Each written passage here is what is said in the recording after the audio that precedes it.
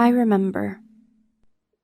I remember when, a long time ago, you came into the swimming pool, and I was doing some laps, and you stood there waiting for me to finish. When I rose from the water, puzzled, I asked what you wanted. After all, you said today was our day off. I was wondering, Miss Breslin, you said. That stern tone that's always there was evident. If you would like to accompany me on a small trip. I had plans, of course. I never told you, though. I always expected this to happen. You never did quite like a day off. So I agreed, got dressed, dried off, and came to join you in the main console room. You were standing at the controls, all poised, ready for adventure, cravat on, waistcoat neatly done up, and your coat hung over one arm while you used the other to pilot the TARDIS. Right then, where are you taking me exactly? I asked, just then noticing you never actually told me. It's a surprise, is all you give me. I really wanted to hate you for that. To get annoyed about how you always said that. And then we would end up in the midst of a war between the Daleks and the Movellans. Or we would find ourselves trapped in the belly of a giant octopus rampaging its way through the space Vegas. But I couldn't help but being intrigued. You knew the universe better than anyone else. You knew it at its most in-depth.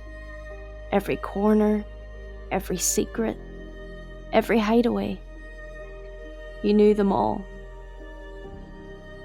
So I sat down on a nice soft armchair in the corner of a room and awaited the completion of the pilot. Moments later, I heard the familiar wheezing, groaning sound of the TARDIS landing.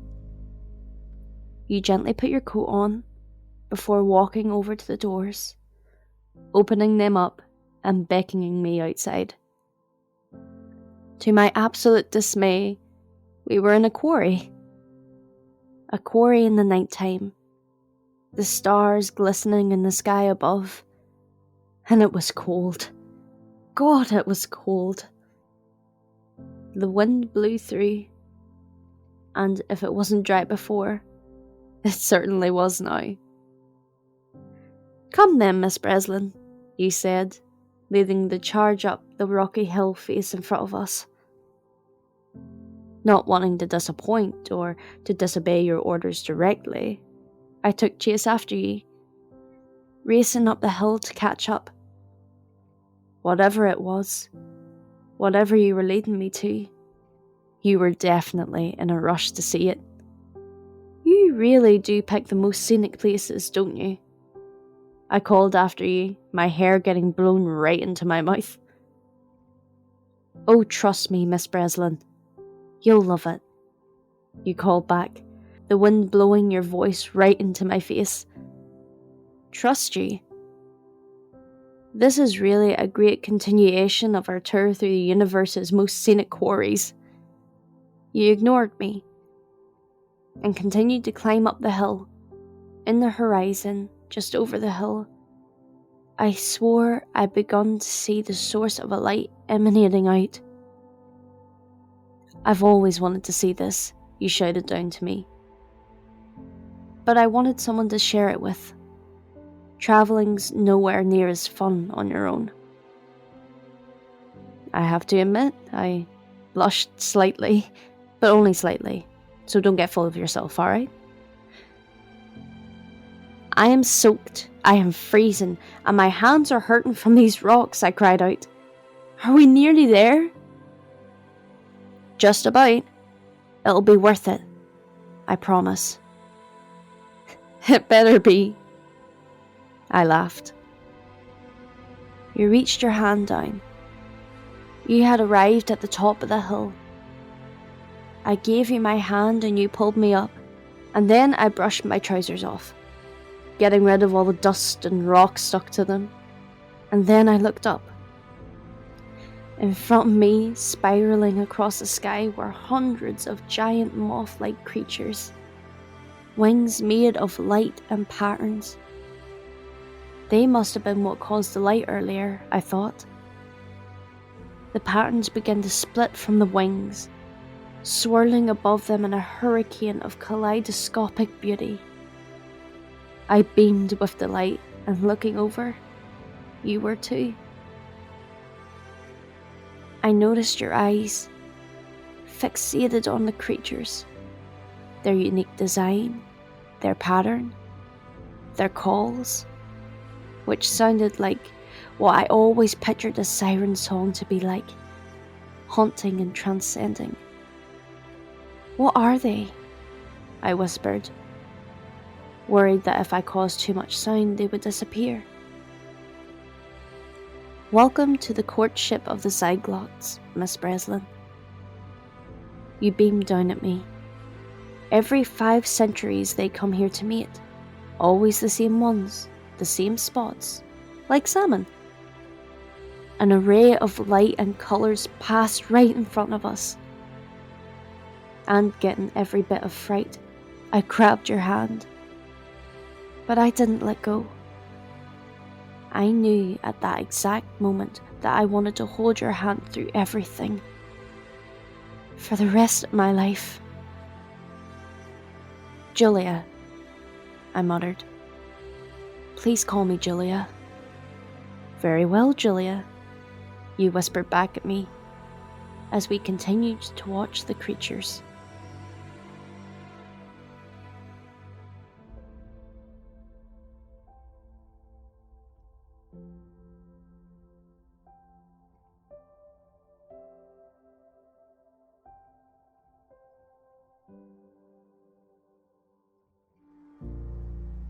Calling! Who is calling me? You yelled out, the phone on the TARDIS console blaring extremely loudly. I followed you into the console, to see you pick up the phone and answer it with a sense of annoyance. Hello? Who is this? There was silence for a couple of moments, before you flew back, dropping the phone on the ground. A second went by in absolute silence, when you raced into the opening, grabbing my hand and led the 2 of us into the TARDIS corridors. What was that about? I yelled, trying to keep up. That was a call from the origami hordes of light and sound, you called back. The what? You didn't answer. Instead, you led us into the room of the TARDIS. You always have banned me from entering. The weapons vault. None of these were your weapons, obviously. They were the ones you collected from the variety of enemies you assembled over the many years of travelling. Daleks, Cybermen, Sontarans, Ice Warriors, even the Slovene and Uvodny. They all had special segments of the room, each dedicated to holding some of the worst creations they'd ever made. There was even a pating in the small unbreakable glass box in the corner of the room. You always called him Pete. You didn't even bother with any of them. Instead, we went right into the other end of the room, where you grabbed a large device that was obviously a box television strapped to a baby carrier, with a keyboard and a mouse plugged in. And for some reason, one of those moving Hawaiian figures you find in a 90s stoned college student's car. You threw the straps around you, and we ran back out of the room, proceeding down towards the console room. What is that thing? I called out. What will it do? Hopefully it will scramble the signal of whoever's climbing through the TARDIS phone and trap them in an internal loop inside the static signal. Understanding mostly none of that, I replied with, Right, before continuing to follow your lead. We burst back into the console room, and that's when I saw the figure of a distorted man. Long dark hair, no clothes. but tattoos of strange symbols all over his body, climbing from the TARDIS phone. He stopped the moment we burst in and looked up at us, his eyes hollow and his smile cracked and broken. "Hello, Doctor," he said in a similarly broken, fractured voice. "Ben," you said sternly, before pressing the enter key on the little device.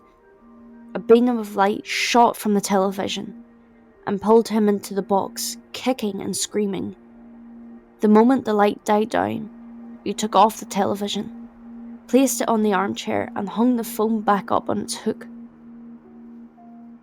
The whole time you were doing that, however, I was fixated on the now tiny Ben, trapped in the box television, screaming in a comically high-pitched voice about how you would pay for this and how the Horde will get his hands on it eventually. They never did. You came over to the television and, smiling down at me, reached to the dial and turned the device.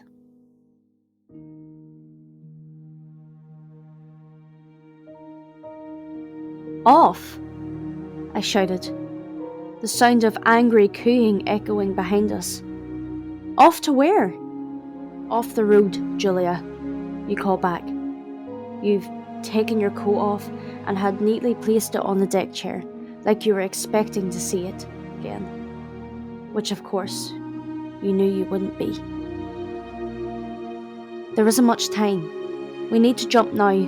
Otherwise..." Yes, I know," I replied. "Otherwise we'd be thrown into the Oblivion Cascade with the rest of the zombie pigeons." The zombie pigeons continued to smash through the glass, their blood-riddled beaks still crying their angry coos at us. You ran over to me, taking my hand and leading me to the edge of the building. What was once a popular tourist destination was floating above San Francisco, leaving a trail of debris and blood behind it. The pigeons were just the side effect of a virus begun by dangerous alien reptiles, trying to turn the human population into lizards. We probably would have stopped them a lot sooner, if you hadn't paused the fight to explain the concept of Marbles the lizard to me, and the similarities between him and what was going on with us. Which was, of course, a nice conversation, but not particularly relevant to the ongoing crisis. You took my hand, and as we stood on the edge of the building, we saw the clear view of the East Harbour beginning to pass underneath us.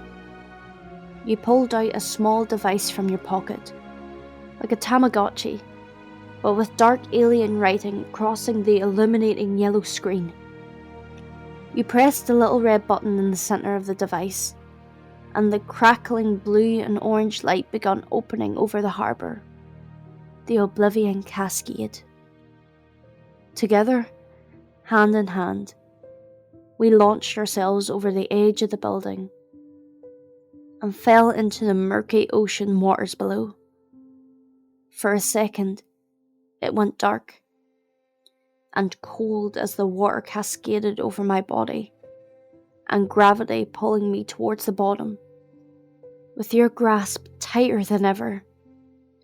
We swam to the surface, and eventually were rescued by a fishing boat, the crew of which obviously had no clue what was going on, but they gave us chocolate, hot chocolate, and toasted sandwiches all the same. As we watched the light of the Oblivion Cascade close up, sealing the flying hotel and the zombie pigeons inside, you turned to me, a smile sweeping across your normally contemplative face. "How long do you plan to stay with me, Julia?" you asked. I smiled, for I had known the answer ever since I stepped on board the TARDIS with you all those years ago. "Until the end of time," I whispered. "What's wrong with it? It was Tuesday last I checked, and now it's..." Tick-tock. Sunday, you whispered back. I know. I feel it too. But we do have rather large matters at hand, Julia. Tick-tock. Which are? Haven't you noticed? The ticking of the clock? Tick-tock. It's a normal clock. Clocks normally sound like that. Tick-tock and all that stuff. Why are we focusing on the clock, Doctor? I picked up the lantern we'd just stolen from Marie Antoinette and moved through the hanging wires to the other side of the room. Tick-tock. No, Julia, you said, the seriousness returning to your voice. It's too slow. Something here in this castle is slowing the flow of time. Tick-tock. And that's when I saw it. A giant metal being, long hair and a skeletal face, sitting on a large throne. All the wires around the room were connecting to it, through the top of its head. Its eyes were dark. No life as far as I could see. But still, this had to be it. Tick-tock. Something like this? I called out to you. You came running, immediately, using your arms to push the wires aside, and before I knew it, you were standing next to me, staring directly at this robotic being in front of us. Tick-tock. Something exactly like that, you said, pulling the sonic screwdriver out of your pocket and scanning the creature in front of you. You paused for a moment, thinking before announcing. Whatever this is conducting a large amount of Arton energy. Tick-tock tick. You moved forward, pulling a stethoscope out of your jacket pocket and placing it against the place on the robot's chest a heart would sit on a human. You listened for a moment, before stepping back. What is it? I asked curiously. Tick-tock tick. It's alive, you whispered, stepping back from the creature. Dormant, but alive. It must be eating up the time stream here, causing all those weird occurrences in the castle. Like the king seeing his dead grandfather, I asked. Tick-tock, tick-tock. Exactly like that. But what for? Tick-tock, tick-tock. Doctor, I said, interrupting the train of thought.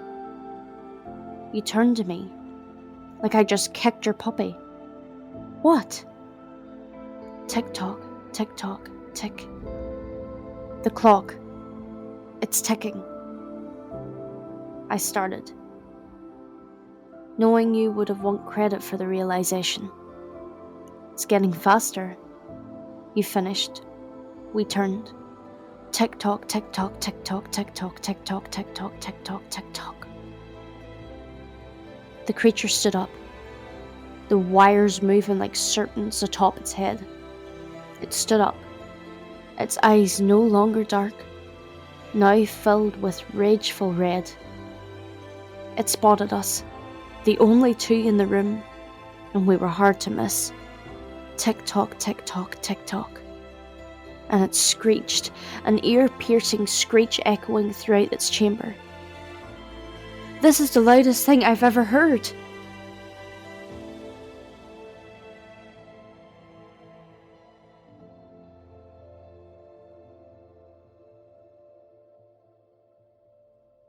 Miss Sanguisuga stepped in front of me. I looked up, having gotten distracted from doodling silly robots in my workbook. You heard me, didn't you, Miss Breslin? She asked, standing over top of me. I was 11 years old, and in the middle of a normal Irish classroom. I looked up at the older lady, standing in front of me. She was my teacher. I remembered now. Yes, sorry, I said, worried that she'd catch me out in a lie. I just got distracted. Well, less of that in the classroom, please, dear, she said, strolling back to the whiteboard. Looking around the room, I noticed all the faces of the kids I went to school with. I must have daydreamed the whole thing. The Doctor, the TARDIS, the Daleks, all of it. Sitting to my right was Roxy Taylor, the smart girl, the popular girl. Everyone knew she was in love with Matt Viles, but the two would never admit it, even after the rumours of them curtained behind the science building went around. Sitting directly in front of me was Marcus, my first boyfriend. We'd ended up in good terms. Just wasn't the right thing for either of us at the time. Across the room, Fraser Ward and his on-again, off-again girlfriend Lizzie Hathaway. They were always causing trouble. Them and that annoying Tommy Benton lad. But he hadn't shown up today, probably having slept in, or injured himself in another don't try this at home science project that he'd obviously tried at home. I swore that in another life Lizzie and I could have been best mates, but she was too preoccupied with Fraser and his shenanigans to ever notice me properly. Henry Woodman and James Carpenter sat in the few seats to my right. Henry was the smart-ass of the classroom, always coming up with the right answers, and constantly being rewarded the teacher's pet certificate.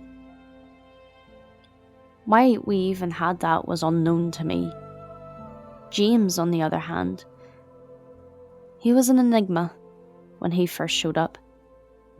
He tried to pretend he was someone else, someone he called the Doctor, but we all quickly figured out that was a lie. There was no one called the Doctor. That was just a made-up superhero. And finally, directly to my left, what was his name? Oh, right, the Doctor. But it can't be. The Doctor doesn't exist. Except he does.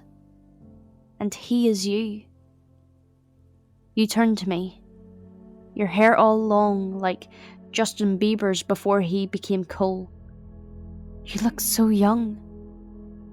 You turned to me and you whispered, Julia, it's me. It's the Doctor. You have been infected by a psychic parasite.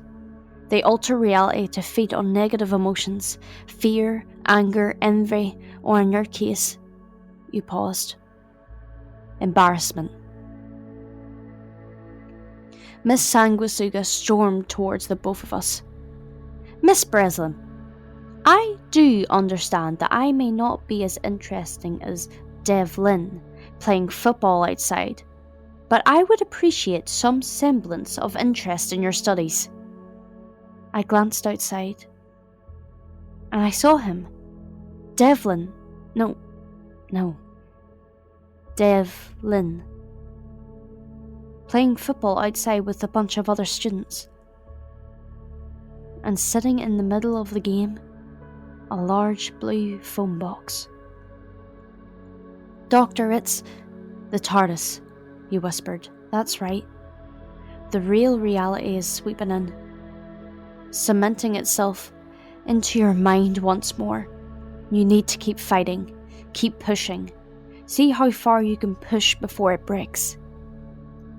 Suddenly, upon this realization, Miss Sanguisuga screams in anger, taking one large step back and slamming her hands on my desk. Miss Breslin, she shouts, spit flying into my face. Why are you disobeying me? Shut up, stay focused, and pay attention. As she shouted, the students in the class, Roxy, Fraser, Lizzie, Henry, all of them, slowly turned, their expressions going blank, and they began to laugh. In unison. Their eyes never moved from their monotonous expression, but the laughs echoing across the room. "What the hell is going on?" I called out. You stood on the desk, pulling the sonic screwdriver from your pocket and pointing it at Miss Sanguisuga. "This reality is collapsing," you exclaimed. "The parasite is losing its grip on you. Keep pushing through." Miss Sanguisuga continued to yell about how much of a terrible student I was, how I never paid attention, and how no one would ever love me, or how I would never amount to anything. All while her face began to melt, falling off in chunks, leaving behind a large leech creature, multiple rows of sharp teeth grinding in its mouth, eye stalks folding out of the top of its silky, slimy head, and it screeched. I turned to you, and in horror called out, "Doctor!"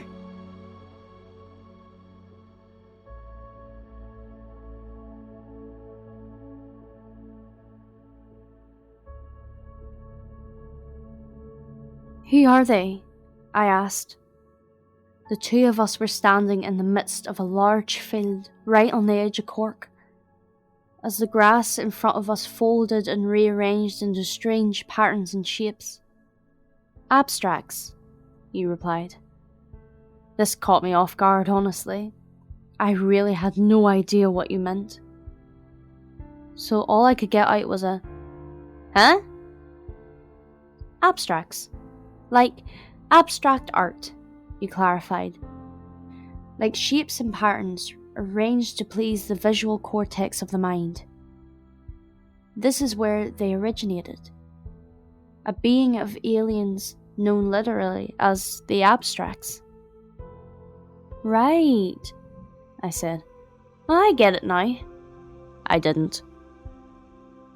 You took a step forward, reaching a hand out in solidarity.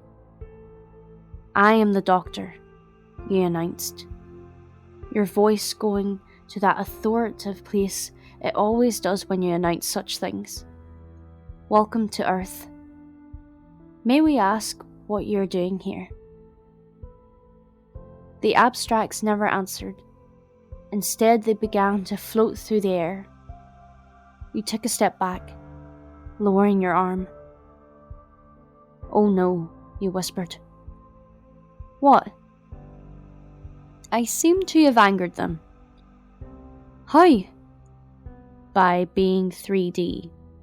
Trust you anger someone by being real." You turned, grabbed my hand, and we ran down our hill towards the village we were trying to protect. The triangle and the circle slicing through the grass behind us, ploughing through them like a lawnmower. Just in time, we made it to the inn, where we flew open the door and ran inside. We entered back into the group of survivors waiting for the all clear. But seeing the look on their faces, they knew they were in trouble. "So, we don't seem to have solved it," you claimed. "In fact, we may have made it worse." I took a gulp and embarrassedly whispered, "Surprise!"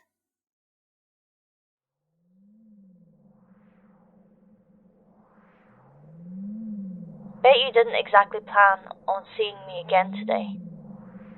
I know it's probably hard. But like that emergency protocol thing, I recorded this in case of something happening. To me. Not to you, of course. I thought I'd leave you this, just in case. Just 'cause if we don't get the chance to properly say it, then I wanted to hear, so you could get closure. 'Cause I know you don't normally get that, even after all you've been through. Whatever happened, whether it was the Cybermen or the horde of origami somethings, or even just an air conditioner falling through the window.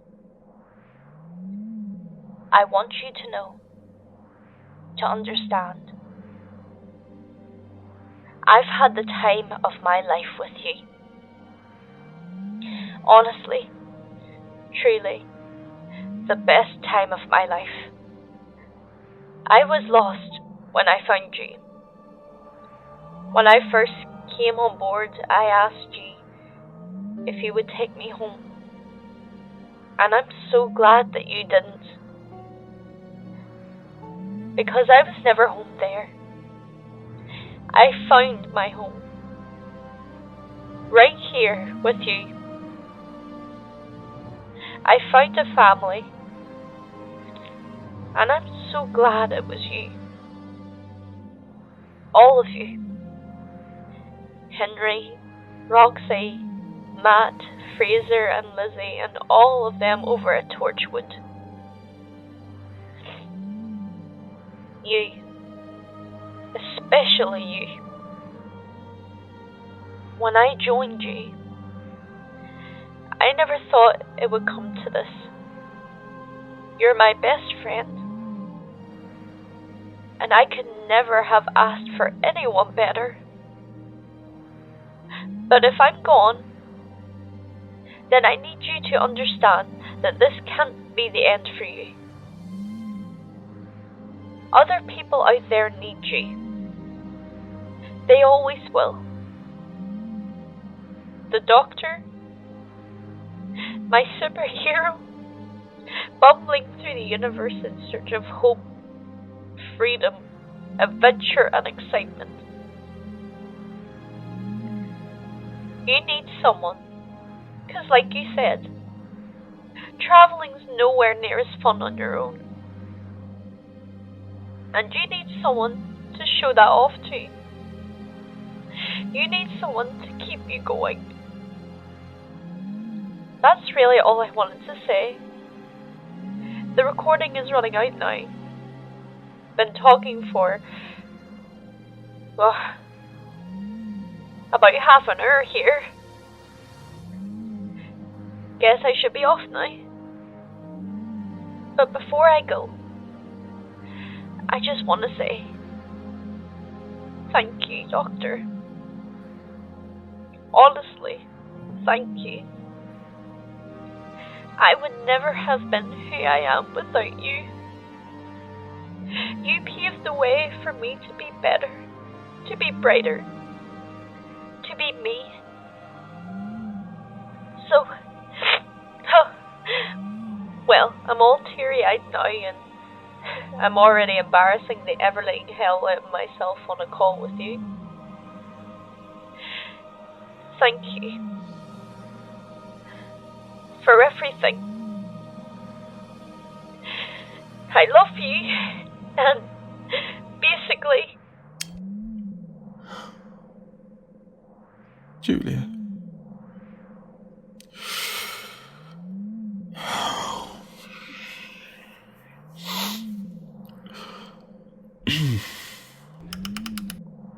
Time to go, old girl.